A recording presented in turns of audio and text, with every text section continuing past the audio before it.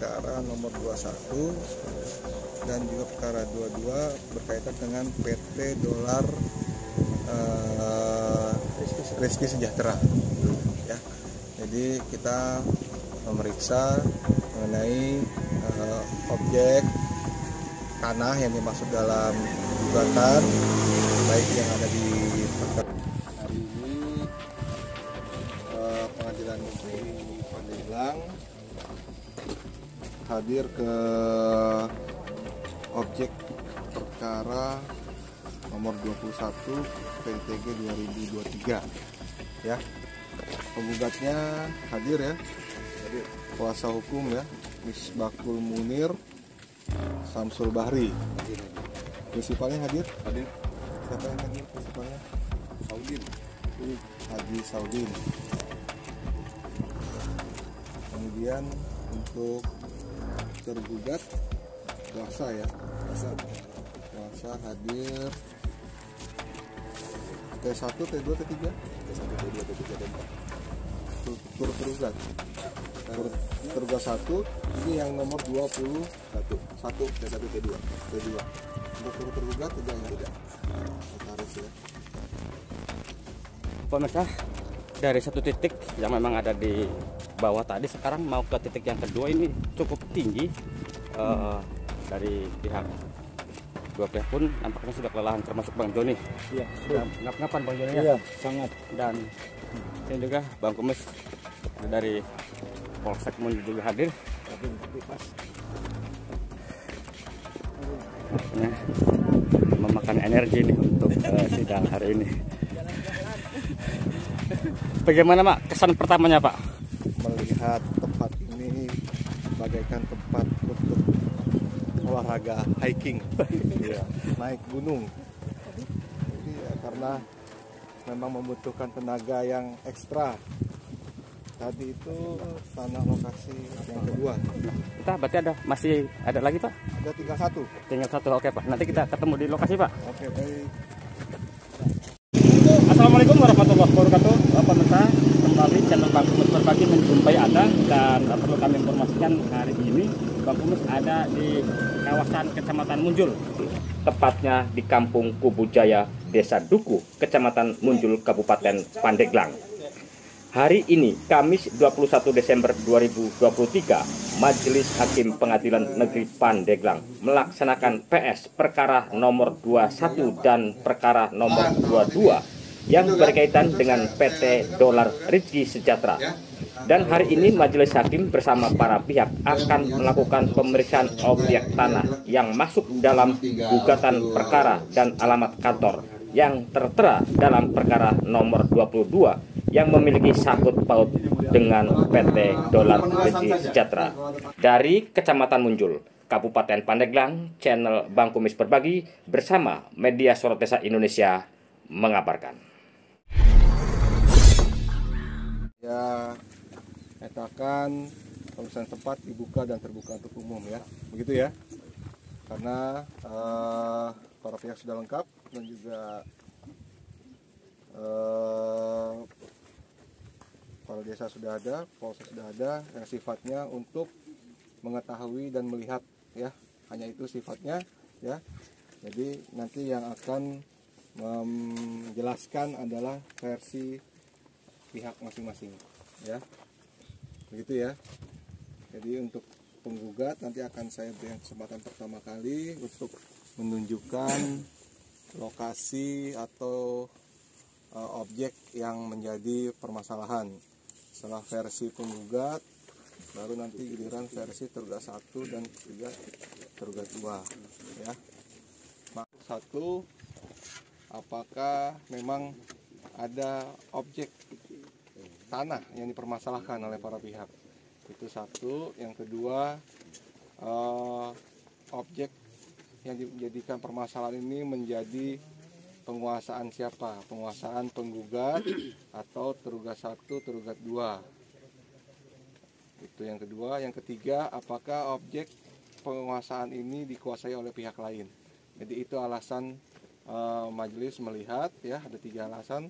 Memang apakah ada lokasinya, objeknya, terus siapa yang menguasai antara para pihak, dan yang ketiga adalah apakah ada orang lain yang menguasai juga, gitu ya. Ini kita mulai ya. Untuk yang perkara nomor 21 ini bukan menyangkut masalah kepemilikan tanah ya, tapi di dalam petitum ini meminta adanya jaminan, terus menyatakan bahwa para penggugat berhak menguasai tanah seluas 40 hektar itu ya. Jadi mengapa Wan Prestasi diadakan PS, karena berkaitan dengan posita dan petitum dalam perkara ini ya. Nanti yang perkara 21 itu gugatannya mengenai perbuatan melawan hukum. Jadi itu yang bisa dibedakan ya, kenapa kok Wan Prestasi ada PS gitu ya. Begitu ya. Karena memang menyangkut posita dan juga petitum yang diminta. Coba mungkin untuk versi penggugat, karena penggugat yang mengetahui hal ini pertama kali ya. Baik, ya ini posisi kita di mana ini sekarang? Izin Yang Mulia, terima kasih atas waktunya. Sebelumnya kami sedikit menjabarkan. Jadi kita telah mengajukan di dalam Wan Prestasi bukti terkait akta nomor 13 2015 yang di sini tertuang bahwa kerjasama antara penggugat dan tergugat itu meliputi tanah milik penggugat seluas 1,7 hektar yang dimiliki itu akan ditambah 40 hektar secara bertahap. Akan tetapi hingga saat ini tergugat dan penggugat ini hanya bisa melakukan perluasan kurang lebih 3 hektar dengan 2 sertifikat yang telah kami ajukan sebagai bukti. Kenapa kami pihak penggugat di sini minta di petitum menyatakan akta nomor 13 itu berlaku dan mempunyai kekuatan hukum mengikat? Dikarenakan 40 hektar walaupun di dalam bukti real ternyata yang dimiliki oleh tergugat dan penggugat itu hanya terbeli 3 hektar, itu tercantum di dalam akta semuanya. Untuk lahannya itu ini yang ini 2 sertifikat. Yang satu sertifikat ini atas nama Haji Rasidi. Haji Rasidi Ini satu. Boleh di Haji Rasidi. Yang satu lagi? Yang satu lagi atas nama Haji Muhyiddin yang tadi sebelah sana. Haji Muhyiddin. Haji Muhyiddin sebelah sana.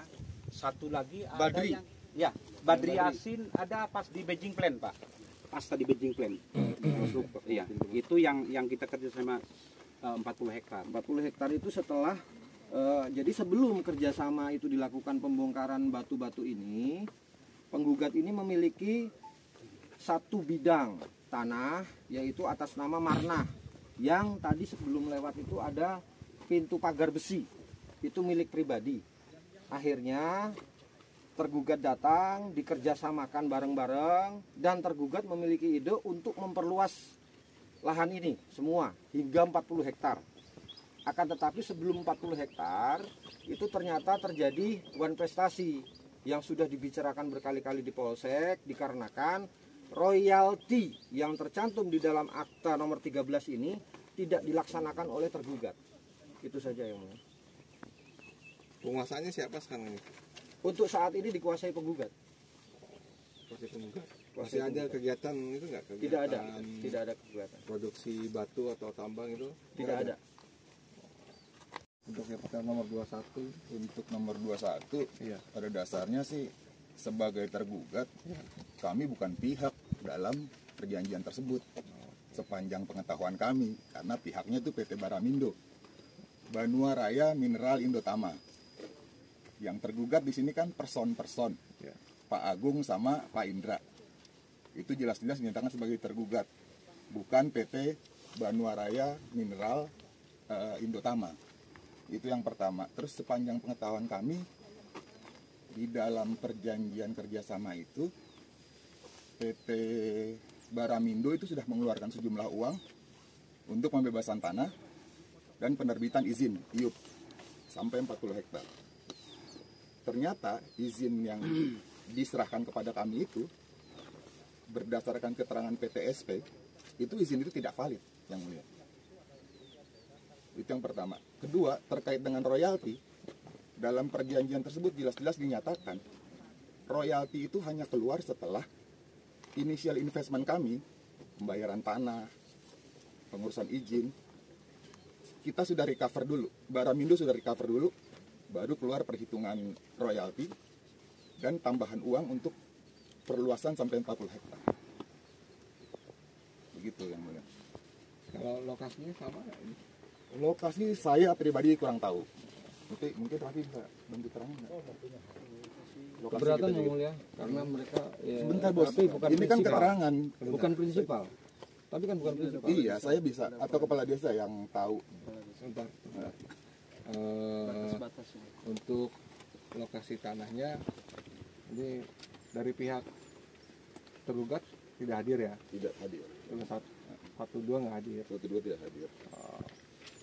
Untuk kuasa tidak dapat menunjukkan. Tidak dapat menunjukkan. Tidak dapat menunjukkan lokasinya yang mana. Iya. Itu ya. Iya. Perkara ini bisa menjadi terang. Kami bukan ini tapi sepakat dengan rekan tergugat terkait lahan ini. Jadi tadi rekan menyatakan bahwa izin itu tidak valid, artinya tidak palsu lah ya, bisa dikatakan palsu. Akan tetapi yang dikatakan rekan itu tidak sesuai dikarenakan akte ini tanda tangannya 2015 dan tambang ini berakhir ditutup itu tahun 2023 dan izin telah kami lampirkan di dalam bukti bahwa izin itu berlaku, sedangkan royalti tadi yang dikatakan tidak dikasih dikarenakan izinnya saja tidak sesuai, kata rekan. Kami keberatan dikarenakan izin itu berlaku hingga saat ini dan dituangkan di dalam perjanjian. Adapun tadi rekan menyebutkan ada pihak ketiga PT itu kami tidak sentuh dikarenakan akta ini yang menandatangani hanya pribadi saudara tergugat, tidak menyangkut PT. Jadi di sini jelas pihak ke satu siapa, pihak kedua siapa, bukan nama PT. Itu saja yang disuruh. Baik. Ya, lokasi versi penggugat sebagaimana yang tertuang dalam akte ya. Ya, begitu kan? Dalam akte notaris ya. Ya. Itu ada luasnya, batasnya enggak?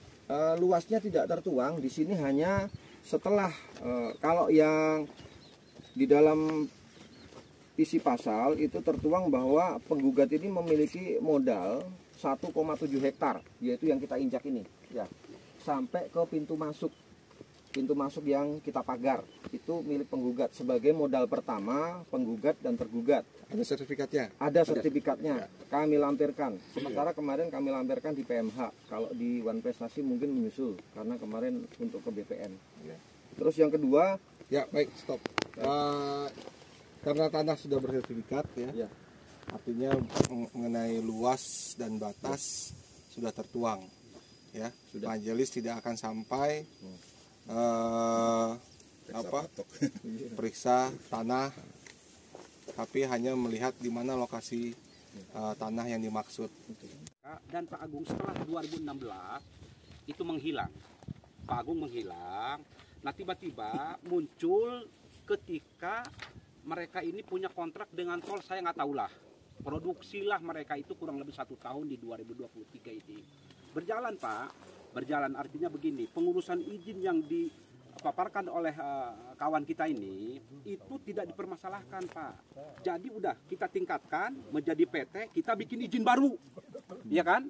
Nah izin baru itu keluar Pak, sampai 5 tahun berjalan tidak ada pergerakan. Kemarin itu pas yang di 2023 mereka penambangan dan izin itu mati sebelum Agustus, itu langsung diperpanjang lagi tuh izin sampai 2028 nih izin yang sekarang. Ya bagaimana dikatakan ini izin tidak ada, sedangkan izin ini berjalan ada Pak sampai 2023 dan perpanjangan lagi seperti itu.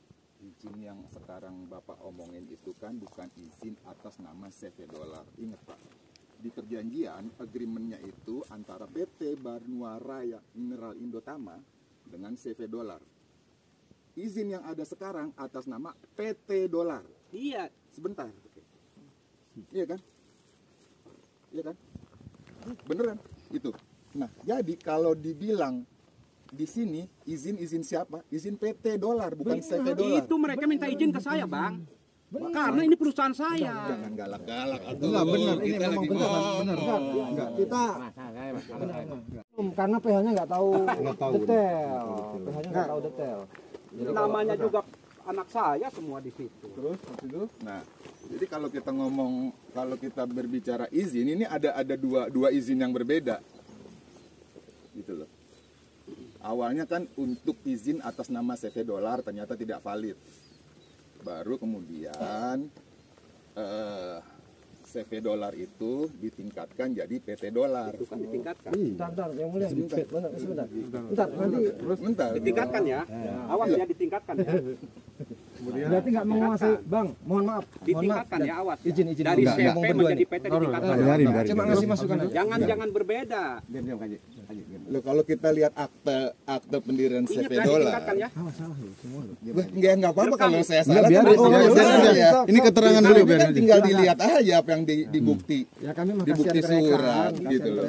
Ditingkatkan ya, awas. Jadi ketika CV Dolar itu berubah menjadi PT Dolar, ya, di situ kan jelas. Jadi izin-izin selanjutnya adalah atas nama PT Dolar. Karena peningkatan dari CP Gitu. Dolar. Direkturnya siapa? Direkturnya. Yang sekarang apa yang mana nih? Yang lama. Yang lama direkturnya Pak Sugeng, direktur. Siapa lagi? Komisarisnya? Komisaris salah satunya dulu. Ini. Iya. Oh, ya udah. Terus? Mengakui ya, izin sekarang ya. Iya. Mengakui bahwa Saya- saya menjadi komisaris di Iya, PT tapi kan yang bukan sekarang pemegang ya. saham. Betul, di Ya, PT enggak. yang sekarang itu Kalau yang abang bilang komisaris, bahwa itu komisaris berbeda. sama direksi Tenang, itu tenang. kan organ perusahaan.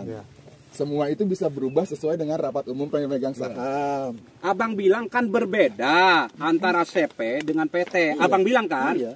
Tapi abang mengatakan tadi bahwa PT tersebut salah satu pemegang saham komisaris itu saya. Pemegang saham Maka sama komisaris itu beda, Om. Ditingkatkan dari CP ke PT, berarti kan ini dari awalnya dari CP saya dong. Begini, makanya dilihat di akta pendiriannya. Ada andil-andil aktiva dan pasiva yang dijadikan penyertaan saham tapi kepemilikannya kepada orang lain. Sebabnya kenapa? Kita tanya notarisnya. Karena saya tidak ada di situ. Iya kan? Izin. Ya. Gitu loh. Apa? Orang-orang dimasukin kayak Dani terus yang lain-lain, saya sama sekali tidak mengenal orang tersebut di dalam keperusahaan itu. Kok ini tiba-tiba orang dimasukin, orangnya sampai detik ini udah hampir 8 tahun yang namanya Dani mana? Yang namanya yang Mijuar itu mana? Yang lain mana?